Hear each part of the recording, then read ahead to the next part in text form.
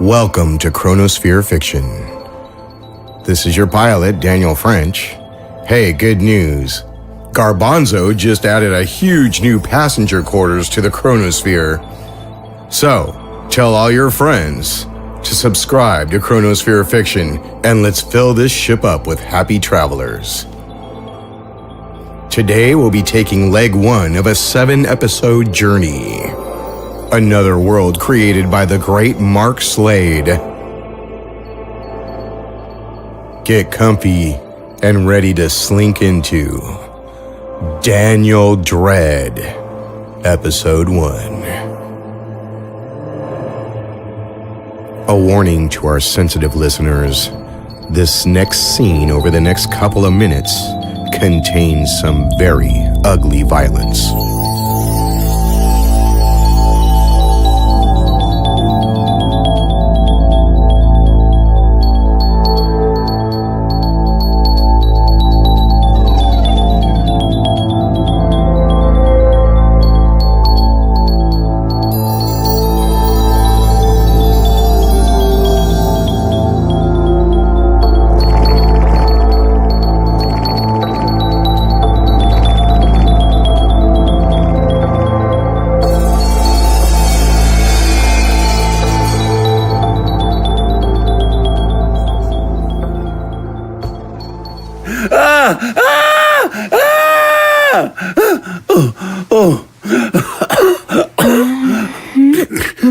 Are you okay? I don't know. Oh, honey, just a bad dream. Try to get back to sleep. Unless...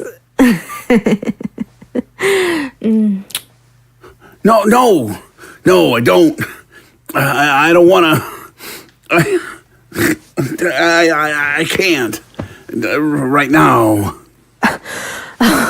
Okay, you didn't have to push me like that. You don't understand. It was such a horrible dream. Monsters eating people. This man with a face on his chest eating people.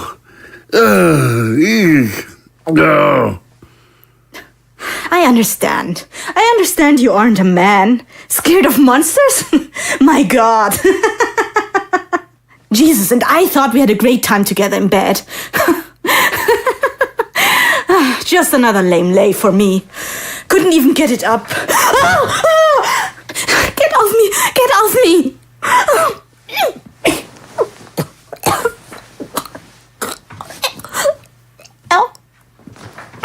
off me!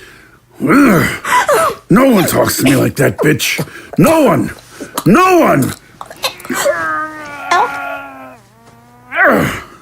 Shit, you really put a number on that woman. I had a feeling this wouldn't end well. Oh, shut up. You know how I know? You didn't even kiss the broad. What the hell do you know? You're just a piece of wood. Shit.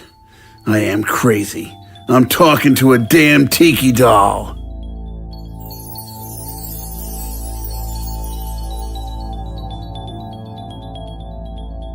Daniel sat beside the bed and watched Sophie sleep. He rubbed his bald, oversized head with a hand.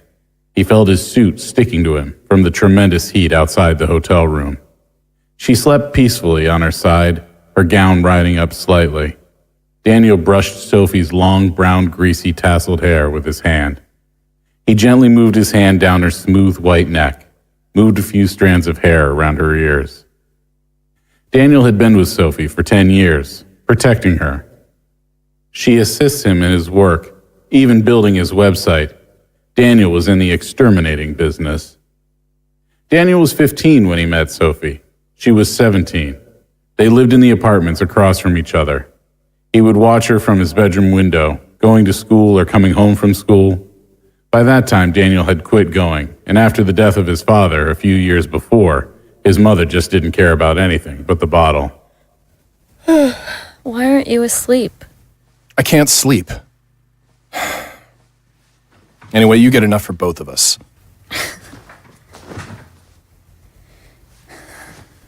Is it those stupid headaches? Yeah. You shouldn't take such good care of me. I'm not worth it. Oh, don't say that, Soph. You're the best person I've ever met. I'm glad you feel that way. I don't know what I'd do without you. With those words spoken, Sophie fell asleep right away. No worries, Soph. I'll never leave your side.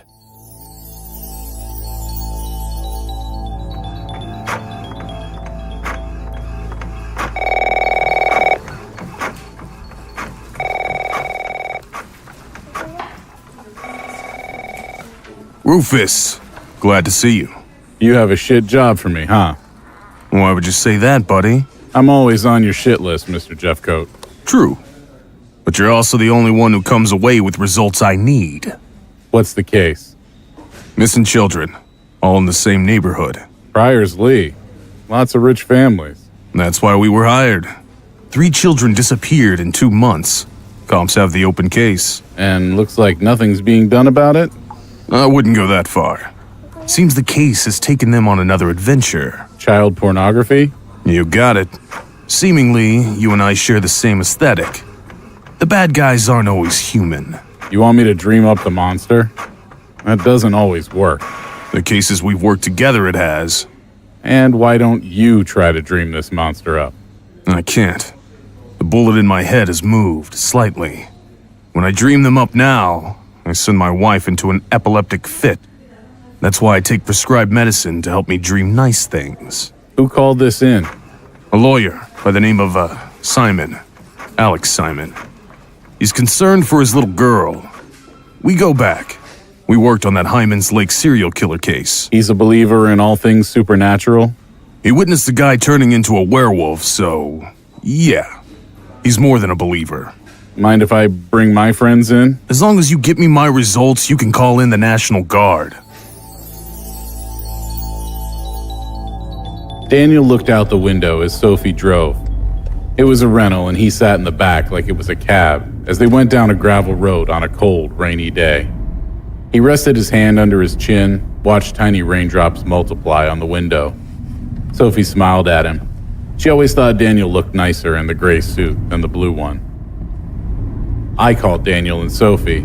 We were off to meet the lawyer who hired the investigation firm I work for. We drove a ways outside the city into a small suburb called Priors Lee, a gated community. We pulled into the driveway of a huge house made of brick belonging to Alex Simon.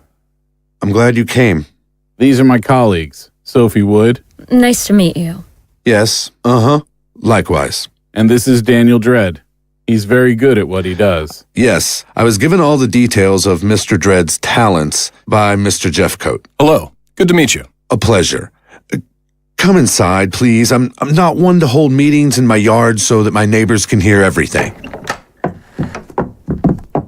Right through here, in the living room is fine. My wife is away visiting family in Cleveland. I chose not to go because they irritate me. I understand. Anybody from Cleveland irritates the hell out of me, too. I'm from Cleveland. Oh. Let me do the talking. Yeah, sure. Okay, Mr. Simon, what are we doing here? Call me Alex. I find in any business trade, it's best that everyone uses first names. We become more relaxed. Okay, Alex, what's going on? 4 children went missing the past 3 months in this community.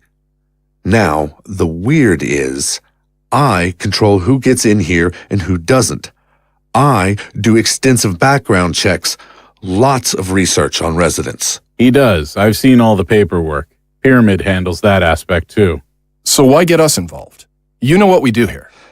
I saw something around the time of the disappearance of the last child. I saw this strange little man running from Mrs. Jensen's house. He was dragging a bicycle behind him, like the one that belonged to Tommy Cohen. The creature went to Gladys Jensen's house. Mrs. Jensen's cats kept disappearing. The house was old, run down. Strange they left this old woman stay in the community with such a hole compared to castles surrounding it. I asked Alex about that. Turns out Mrs. Jensen has a son who works for the mayor of the city. Daniel's line of work, the extermination of monsters, takes you all over the country. You meet all kinds of people. Just last week in Dallas, Daniel helped out a local pizza restaurant that had trouble with a swamp cherub living in the dumpster attacking the owner's employees. That little fat creature would fly out of the dumpster and chase them through the back alleys. The crazy thing is, the damn thing wasn't supposed to be out of the swamps. Turned out it had attached itself to the back of a semi, and the driver stopped to take a piss. Trapping that swamp cherub was easier than the three of us thought. Homemade donuts smeared with the blood of a toad. Once in that wire trap, there was no way it was going to get away. Sophie never asked what happened to the creatures. She was always glad to believe Daniel destroyed them. Daniel didn't just destroy that little fucker. He obliterated it. Daniel knocked on the door of the rundown pink and baby blue house. After a few minutes, an elderly woman in a long floral dress appeared.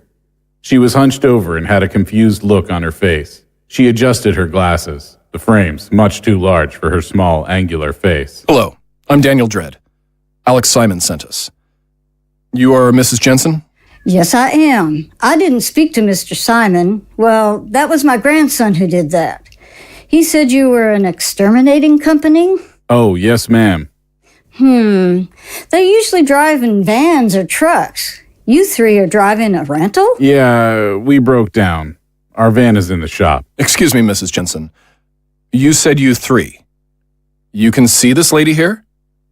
Mrs. Jensen looked at Daniel as if he'd just stepped out of the crazy house. Well, of course I can. I might be old, Mr. Dread. I'm not blind. Yes, ma'am. Sorry. I didn't mean to offend you. As long as we have an understanding, all is well. Come this way. I'll show you where the rats ate through the wall. I'm glad we got the hell out of there. Can you just shut up? I have a fucking headache. Of course you do, you wimp. You always have a headache after you kill someone. I'm not a wimp. I just need to think. Hey, wait. Who's that guy going back in her apartment? Holy shit. That's one of the people from my dream. Oh, jeez. You scaredy cat. You cry baby. Stop with the damn insults. Then prove to me you're a man and I'll let up. Those dreams don't mean anything, okay? So stop worrying about them. What do you know? You ain't nothing but a piece of wood. Here we go again. Fella, we need to stop arguing. Let's worry about that guy going into Slut's apartment. He's gonna find a body. Shit, you're right.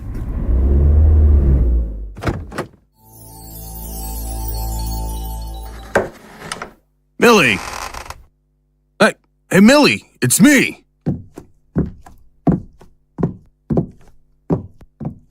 I'm by myself. Laura isn't with me, like you asked. Look, I know you said you just wanted to be with me again, but Laura really had a good time with you, and she said not to be freaked out because she's my wife.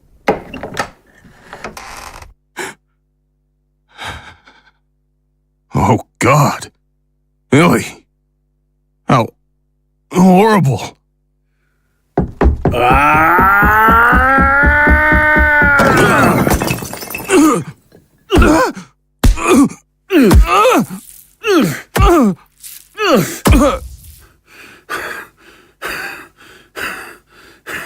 There. You happy? It's done. A lamp. You used a fucking lamp. Jesus, you're worse than my ex-wife with the bitchin'.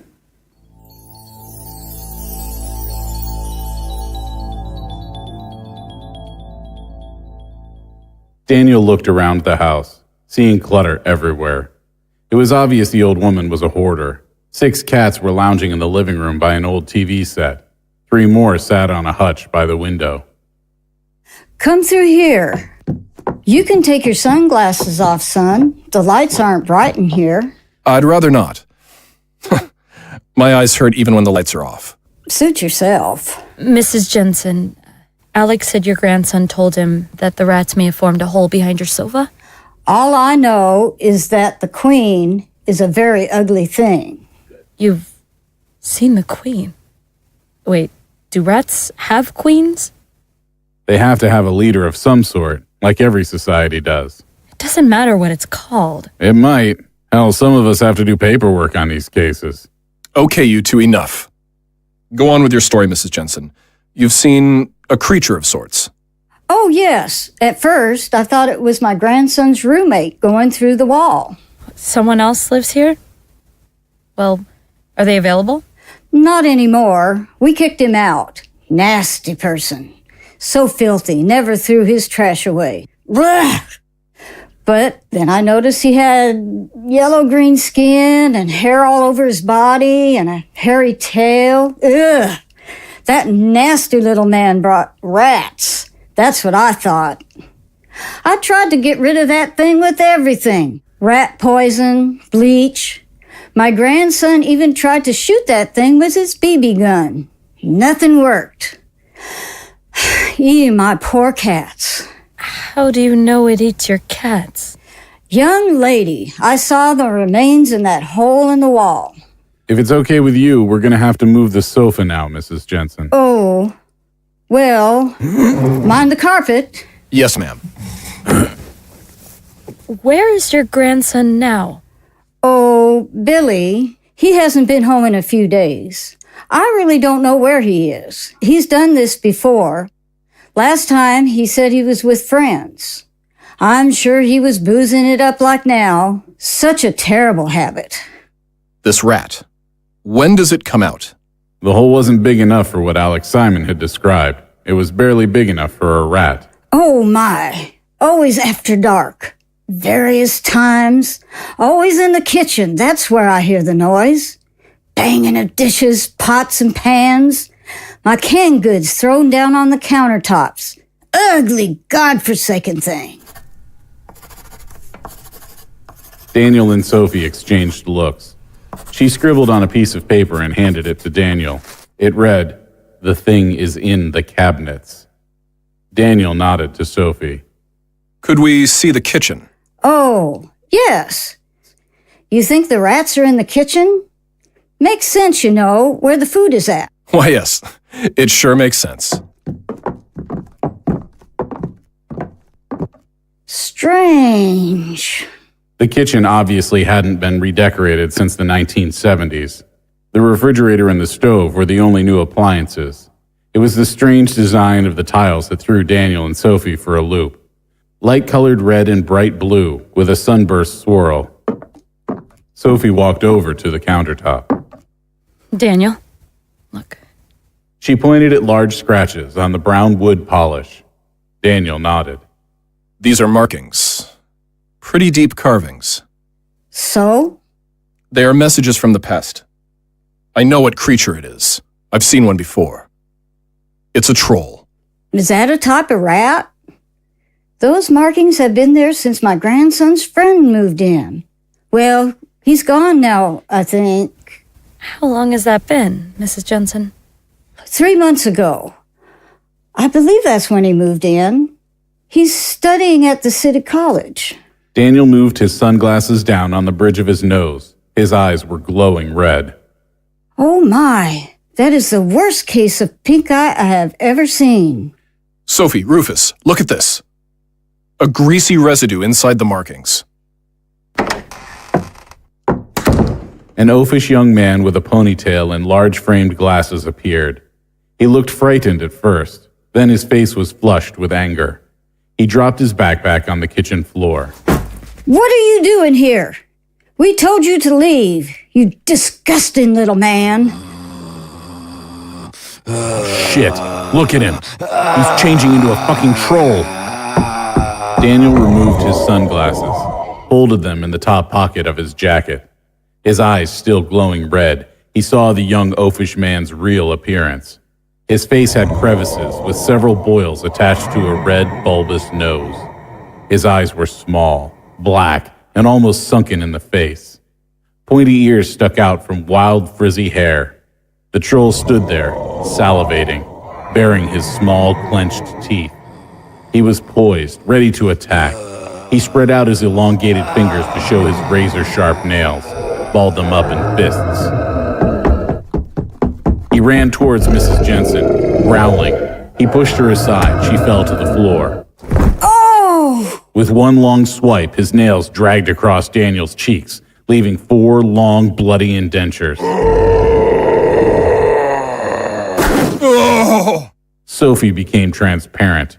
A huge wind came along and picked the troll up in the air and tossed him across the room.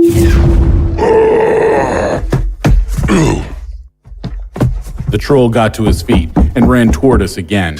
Only this time he waved a knife around. I'll kill you. I'll kill you. I'll kill you. Sophie appeared briefly, then disappeared again. The troll sliced the air with his jagged blade.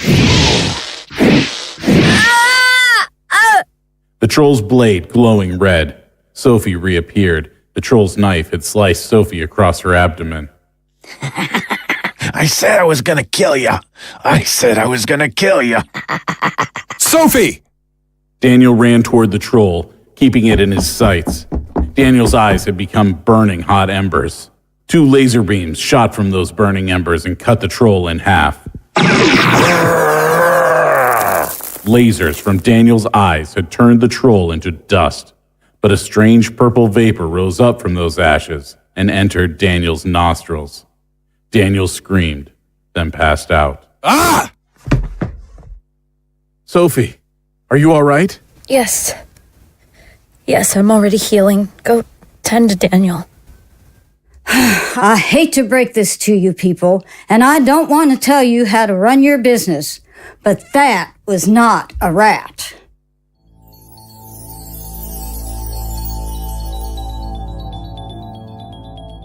Daniel! Daniel! Daniel, are you going to stay in the bathroom all day? Is he still in there?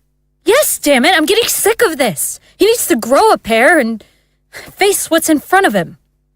He's in there talking to himself again. Okay, Soph, I understand how you feel, but you have to understand Daniel's point of view. What he goes through is not easy. I know that. Come here. Get your daily hug from old Rufus. There we go. Where's that wonderful, understanding, beautiful girl named Sophie? She's still here, Rufus. I just need a break from all this weird stuff invading our lives. I know, I get it. I feel like I can safely say Daniel feels the same way. He's lived with it longer than both of us.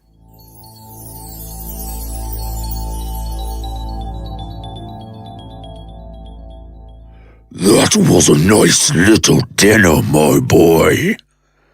But it's not enough. I need more. More. More. More.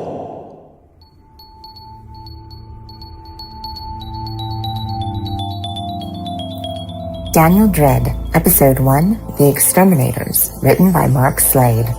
Lothar Tuppin as Daniel. Tanja Milojevic as Sophie and Secretary.